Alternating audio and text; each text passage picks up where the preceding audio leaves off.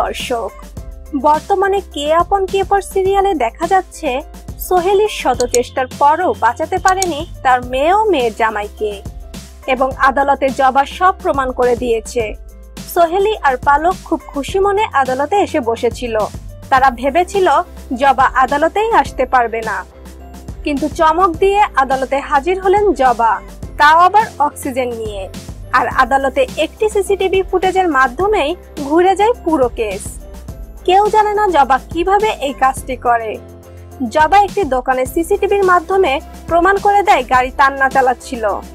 তান্নার উকিলের আর কিছুই বলার সুযোগ নেই, কিন্তু সোহেলি আর রিঙ্কি কান্না শুরু করে দিয়েছে, কারণ সাথে রিঙ্কিরও শাস্তি হবে। তান্নার বিরুদ্ধে সকল কিছু প্রমাণ করে জবা নিজেই কেঁদে ফেলেন, কারণ তান্না তার ছেলের মতো ছিল। কিছু ভুলের কারণে আজ এই পরিণতি। এইসব দেখে তান্না আরো ক্ষেপে যায়। পরবর্তীতে আদালতে শাস্তির কথায় আসে, তবে এই কেস নিয়ে আরো তদন্ত হবে, তাই আবার তদন্ত করে পরবর্তীতে তান্নার শাস্তির কথা জানাবে। তবে বলা যায় 3 জন মানুষ মারার দায়ে তান্নার ফাঁসি দিতে পারে।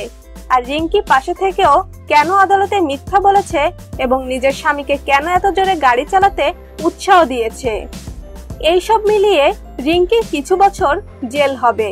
তবে তান্নার জন্য আবার হয়তো লড়তে হবে জবাকে, কারণ জবা চায় না তান্নার ফাঁসি হোক বা যাবজ্জীবন কারাদণ্ড হোক।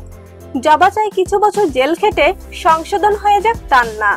তাই ফাঁসির রায় দিলে জবা আবার তান্নার পক্ষ নিয়ে উচ্চ আদালতে রিট করবে। তো প্রিয় দর্শক, দেখা যাক কি হয় আগামী পর্বগুলোতে।